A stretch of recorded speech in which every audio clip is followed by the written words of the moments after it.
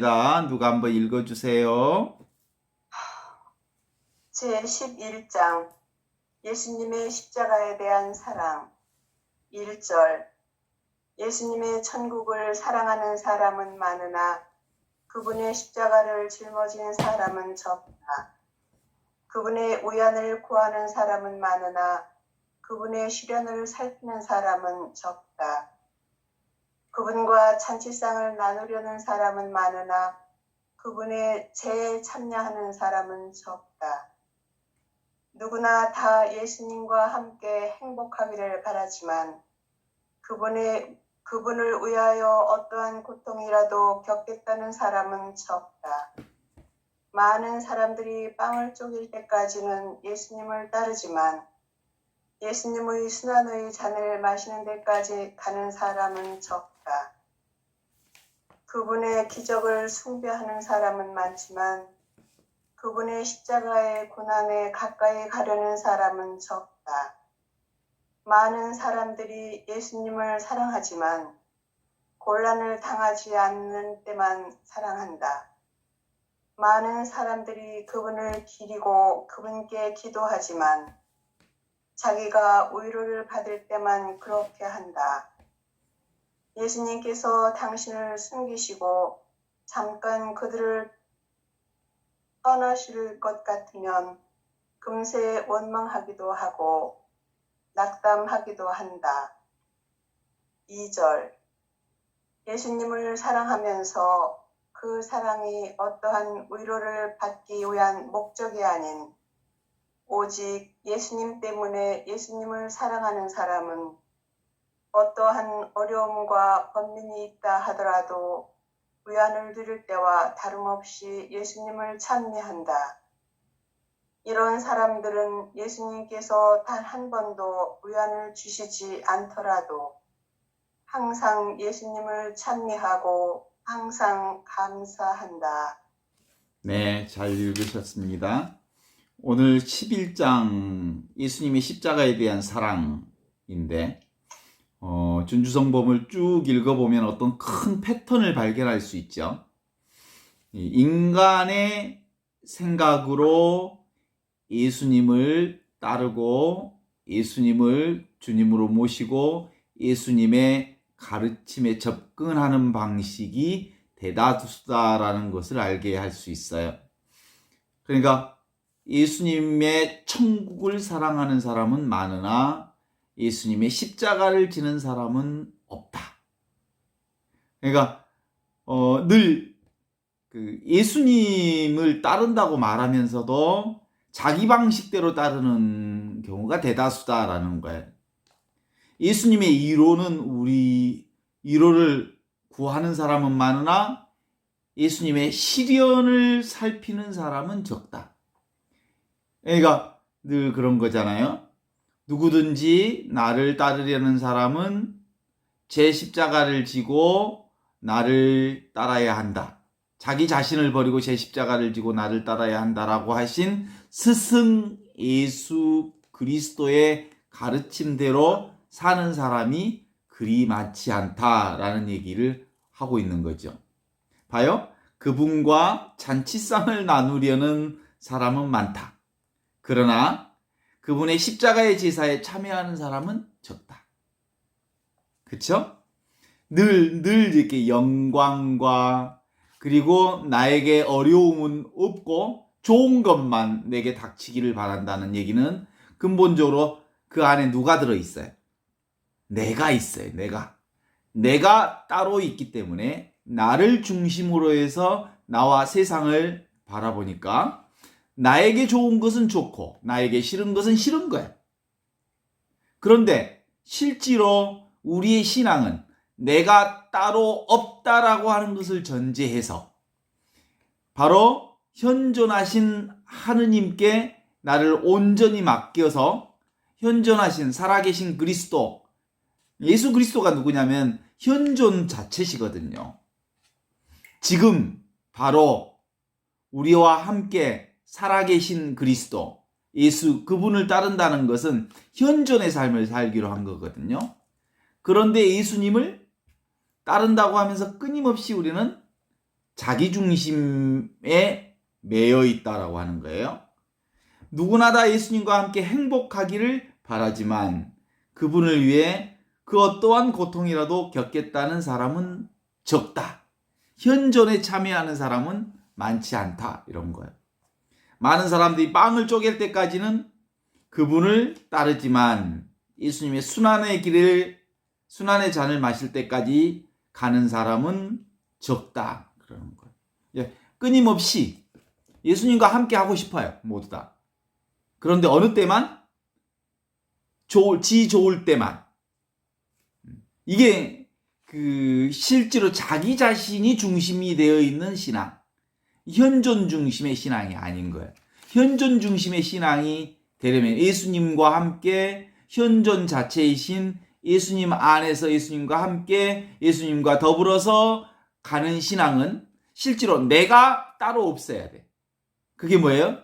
나를 따르려는 사람은 자기 자신을 버리고 제 십자가를 지고 나를 따라야 한다라는 그분의 말씀을 전거로 해서 가야 하는 부분이기 때문이죠. 봐요. 그럼에도 불구하고 끊임없이 그분의 기적을 숭배하는 사람은 많지만 그분의 십자가의 고난에 가까이 가려는 사람은 적다. 그래요. 많은 사람들이 예수님을 사랑하지만 십자가의 곤란을 당할 때는 곤란을 당하지 않을 때만 사랑한다. 그런 거예요. 많은 사람들이 그분을 기르고 그분께 기도하지만 자기 위로를 받을 때만 그렇게 한다. 예수님께서 당신을 숨기고 잠깐 그를 떠나실 것 같으면 금세 원망이라도 하고 낙담하기까지 한다. 그러니까 예수님이 누구를 위해 있어야 되는 거야? 예수님이 나를 위해 있어야 되는 거야. 모든 게 내 중심으로 움직여 주셔야 되는 거야.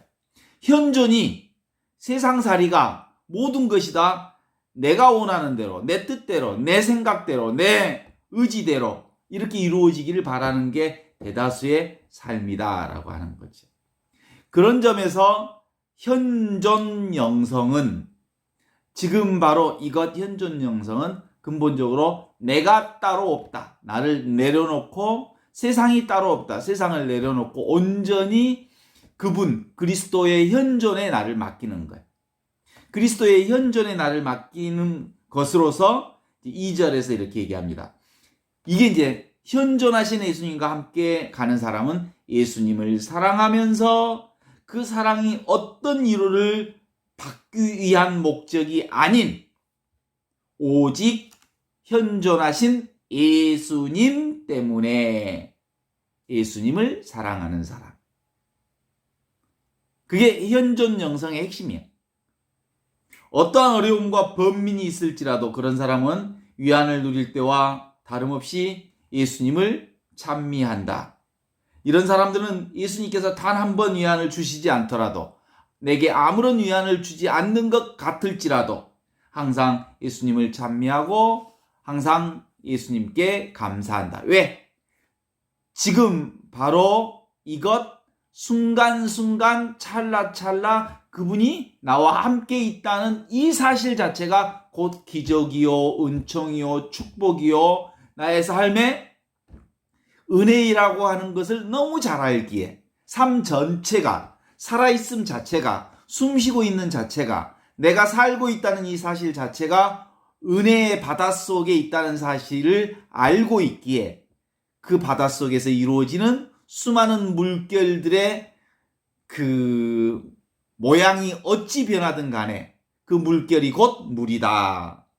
물결 안에 물이 있다. 물이 없을 때가 없다라고 하는 것을 아는 것처럼 모든 경우에 다 하나님께 감사와 찬미를 드릴 수 있게 되는 거다라는 거죠. 그래서 분별, 생각, 망상, 허상으로서의 신앙생활이 어떤 결과를, 어떤 지향을 가지고 있는지를 알지 않겠어요? 자기 중심의 신앙이죠. 나를 굳건하게 지켜서 예수님도 세상도 모든 나를 중심으로 해서 움직여져야 되고 내 뜻대로 되면 하느님 뜻이고 내 뜻대로 되지 않으면 하느님 뜻을 제끼는 거고 그래서 힘으로 신앙이 움직이면 그렇게 되는 거예요. 그렇죠? 그래서 내가 따로 없다는 것, 세상이 따로 없다는 것, 이게 전제되어야 하는 거예요. 따라서 나와 세상이 따로 없기 때문에 눈에 보이는 모든 것이 다 하느님의 현존이야. 내게 일어나는 모든 것들이 하느님의 현존이야. 내게 이루어지는 모든 사건들이 다 하느님의 현존이야. 하느님의 은총 아닌 게 사실상 없는 거죠. 이게 바로 살아계신 하느님의 아들 예수 그리스도의 현존 영성입니다. 지금 바로 이것을 보여주신 현존하신 예수님이 바로 삼위일체의 현존이십니다. 성부, 성자, 성령의 삼위일체인 하나가 지금 현존으로 우리 삶 한가운데 있습니다. 보이지 않는 하느님, 성부 하느님 안 보이죠? 그 다음 보이는 하느님, 세상의 모든 것이 다 보이죠? 그게 뭐예요? 성자, 현존 하느님, 그게 예수님이죠. 눈에 보이는 모든 세계가 현존이에요. 현존. 눈에 보이지 않는 하느님이 성부 하느님이요. 눈에 보이는 모든 것이 성자 예수예요. 그것을 성부와 성자가 온전히 하나여서 보이는 것 속에 보이지 않는 하느님이 계시고 보이지 않는 것 속에 보이는 하느님과 하나가 딱 붙어있는 것을 알게 해주시는 성령이 계셔. 성령이 아니고서는 보이는 것 속에 보이지 않는 하느님을 볼 수 있는 눈이 없는겨. 그래서 삼위일체 현존이라고 하는 것은 바로 이거예요. 보이는 모든 것 속에 보이지 않는 하느님이 온전히 일치되어 있다. 그걸 알아차릴 수 있도록 해주시는 것이 성령의 인도시다. 이렇게 보는 거죠. 그러니까 바로 우리는 하느님의 영, 성령으로 인하여 그런 지혜를 얻게 된 거예요. 하느님의 영의 인도를 받지 않고서는 그 누구도 하느님을 아버지라 고백할 수 없다 하셨죠? 맞죠? 하느님을 아버지로 고백할 수 있으려면 보이는 세상의 모든 것 안에 보이지 않는 하느님 아버지가 계시다는 것을 알아차려야 되는 거예요. 알아차리려면 성령의 인도가 필요한 거죠. 그래요. 하느님께서는 당신의 애아들 예수님을 이 세상에 보내시어 그를 믿는 사람은 영원히 멸망치 않게 하셨고 그를 믿지 않는 사람은 이미 이 세상에 살면서도 바로 멸망, 심판을 이미 받았다라고 말씀하시는 거예요. 예수님이 누구라고요? 보이는 성자 예수 그리스도, 현존하시는 성자 예수, 지금도 숨쉬고 말하고 움직이고 하는 우리의 삶 전반에 현존하시는 예수 그리스도. 그렇습니다. 당신의 생각, 자기 생각, 분별, 망상, 허상으로부터 벗어나야 비로소 성령의 인도를 받아 지금 바로 이것, 눈에 보이는 모든 것이 하느님의 현존이요, 하느님의 영광이요, 하느님의 은혜의 손길이며 하느님의 축복의 손길로부터 배제되어 있지 않는 축복 한가운데다. 이렇게 고백할 수 있게 되는 거지요. 지금 바로 이것 현존으로 인도하신 스승 예수만이 우리의 유일한 현존, 사랑의 길로 우리를 인도하십니다. 바로 듣는 이가 바로 분별, 망상을 부숴버리고 성령의 인도로 있는 것, 지금 이대로, 지금 있는 그대로를 하느님의 인도하심으로, 하느님의 현존으로 받아들일 수 있게 하는 거죠. 요한복음 1장 14절 기억나시잖아요? 말씀이 사람이 되시어 우리 가운데 오신 분, 그분이 예수 그리스도이시죠. 말씀이 사람이 되시어 우리 가운데 오셨습니다. 말이라고 하는 것은 뭐예요? 고정시키는 거예요. 말이라고 하는 것은 생각의 결정체인데, 생각의 결정체가 말이 되고 말이 글이 되고 뭐 이렇게 되는 거지. 말과 글과 생각은 고정시키는 거예요. 그런데 예수님이 말씀이 사람이 되시어 우리 가운데 오셨다, 이 말은 고정시키고 묶어내고 그리고 개념화시키고 관념화시키는 그 관념과 개념과 생각과 허상과 망상과 분별망상으로부터 해방시켜서 생생하게 살아있는 현존으로 우리를 인도하시는 분이시란 말이에요. 예수님이 누구라고요? 현존이에요. 말씀이 살아계신 하느님의 아들이 되어 오신 분, 그분이 예수 그리스도 그분이시란 말이에요. 어때요? 예수님이 누구라고요? 현존, 생생하게 살아계신 하느님을 우리에게 보여주신 현존이시거든요. 그래서 예수님은 근본적으로 우리가 예수님을 이해할 수 있어요? 예수님을 알 수 있어요? 예수님은 이해하거나 알 수 있는 분이 아니고 현존하신 예수님은 우리가 만나야 되는 분이지. 현존으로 만나야 되는. 내가 살아있는 하느님의 아들로서 생생하게 살아있지 않으면 살아계신 하느님을 우리가 만난다는 것은 불가능한 일이거든요. 그래서 하느님을 어떻게 만난다고요? 생각으로? No. 관념으로? No. 개념으로? No. 말씀으로? No. 뭘로 만나요? 지금 바로 순간순간 우리 안에 살아계신 하느님으로 만나야 되는 거예요. 하느님으로 만난다는 뭔 말이냐면 사랑만이 하느님을 만날 수 있게 해주는 유일한 것이죠. 그래요. 우리는 늘 하느님을 보고 싶어야 해요. 보이지 않는 하느님을 보고 싶어야 해요. 보고 싶죠? 근데 하느님은 보이지 않는 하느님을 보는 방법은 보는 모든 것 안에 계시는 하느님을 알아뵙는 사랑의 마음이 있어야 하느님을 볼 수 있어요. 성부 하느님은 볼 수도 없고 이해할 수도 없고 알 수도 없지만 지금 보이는 이것, 지금 만나는 이것, 지금 바로 이것 안에만 계셔요.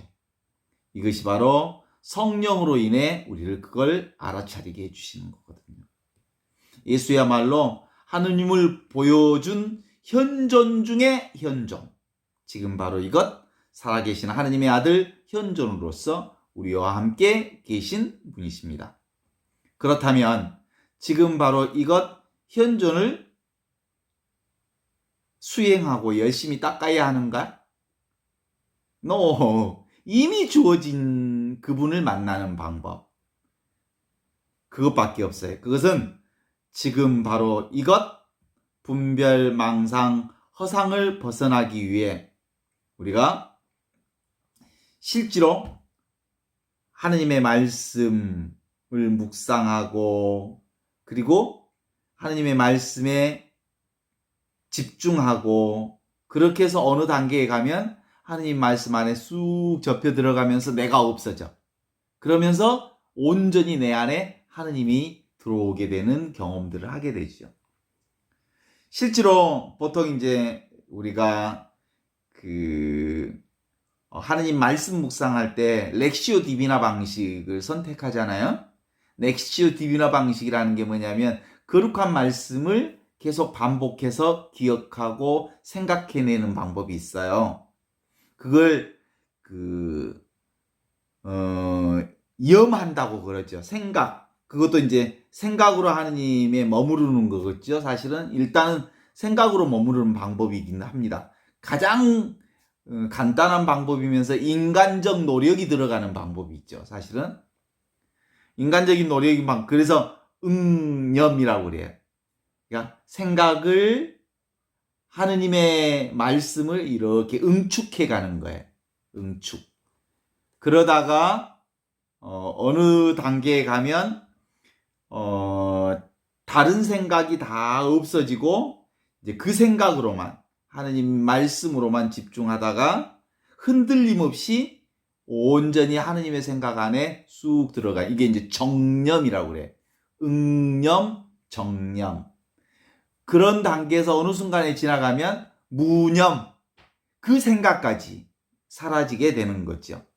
그러면서 하느님과 온전히 일치된다고 하지만 이게 이제 사실은 교회가 늘 가르치는 방식 중에 하나이기는 하지만 큰 지혜를 얻는 방법이기는 하지만 실제로 예수님이 말씀하는 방법은 단도직입이에요. 바로 들어가는 거예요. 이미 주어져 있는 말씀이기 때문에, 이미 살아있는 그분이기 때문에 그래요. 그래서 굳이 이렇게 막 묵상하고 명상하고 그런 방법도 어느 단계에서는 필요하지만 실제로는 이미 주어진 하느님의 살아계신 하느님을 만나는 방법은 내 생각, 내 감정, 내가 따로 있다는 이 생각만 내려놓으면, 내 생각과 분별과 망상과 허상만 벗어나면 아주 자연스럽게 그분의 살아계심 안에 쑥 들어가게 되는 거죠. 그래서 보통 이제 우리가 명상한다라고 할 때는 보통 밖으로 분별을 벗어나는 것, 보고 듣고 느끼는 것으로부터 벗어나서 온전히 하느님과 일치되겠다고 하는 자기 의지가 일정 정도 필요하기는 하지만 실제로는 안으로는 어떻게 돼요? 텅 빈 하느님과의 만남. 우리가 현존을 늘 이렇게 거울에다 비유한다면 거울은 두 가지가 복합적으로 들어있어요. 한쪽은 뭐예요? 텅 비어 있어. 그죠? 거울은 텅 비어 있죠. 아무것도 없죠. 그죠?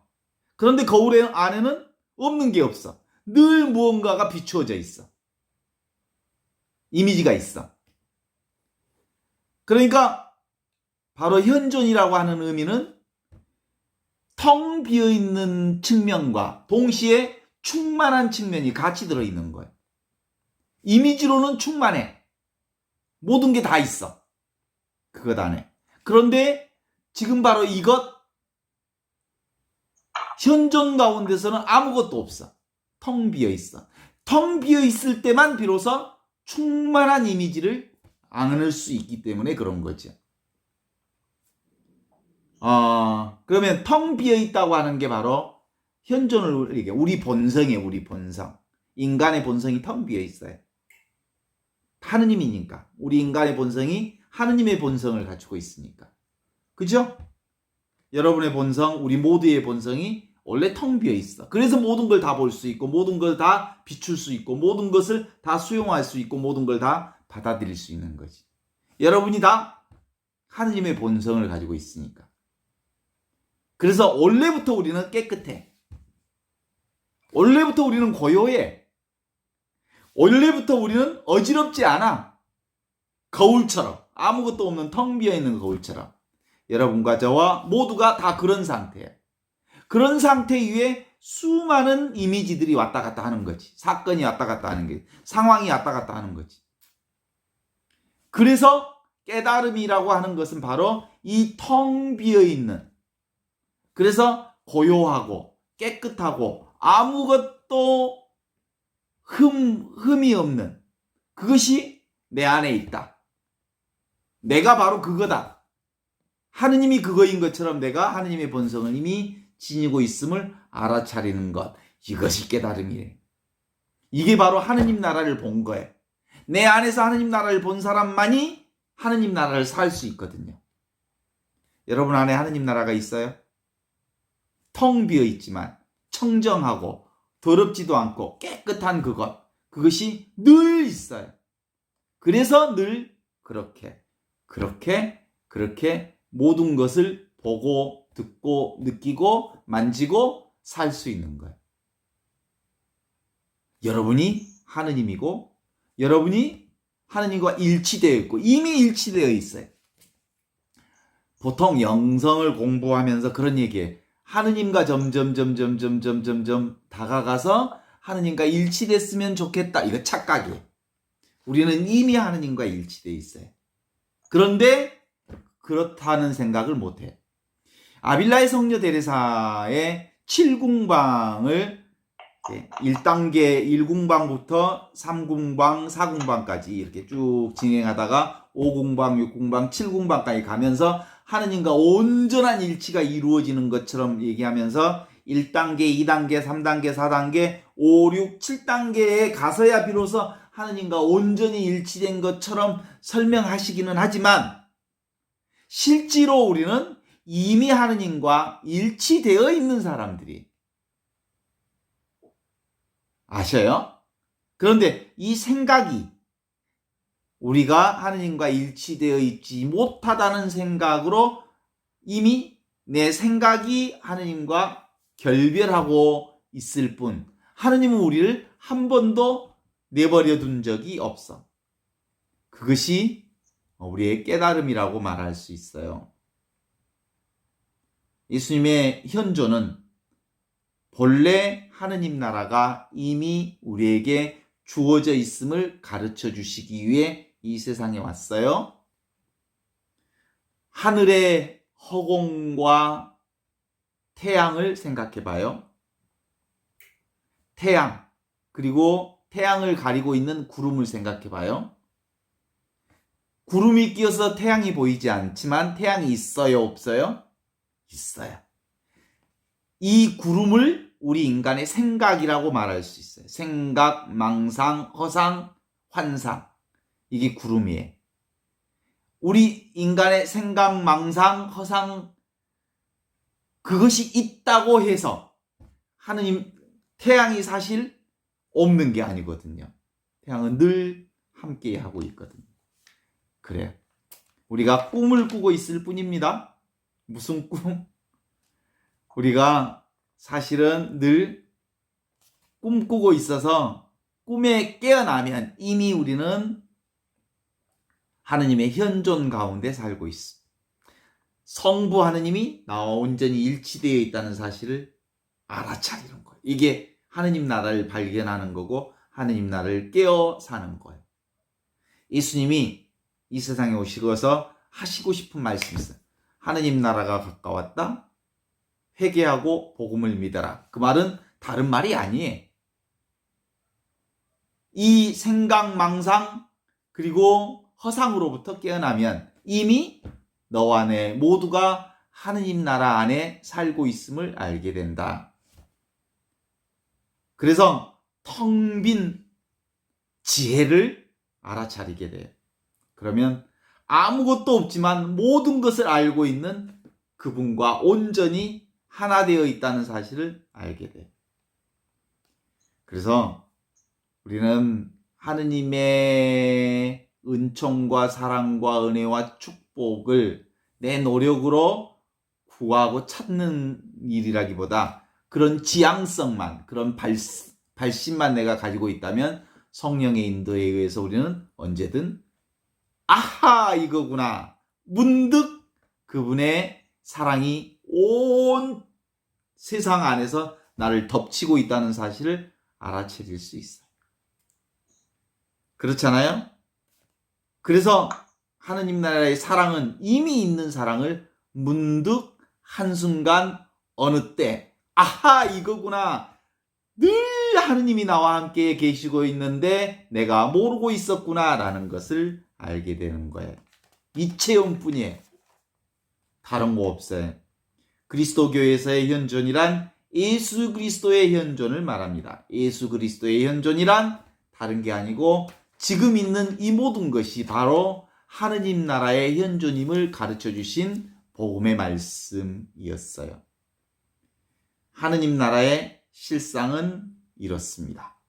늘 하느님 나라 안에 우리가 살고 있습니다. 있었고 있고 지금도 그 하느님 나라의 은혜 가운데 살고 있습니다. 그 하느님의 은혜가 우리로부터 떠난 적이 없습니다. 이것을 오늘 함께 나누고 싶습니다. 감사합니다.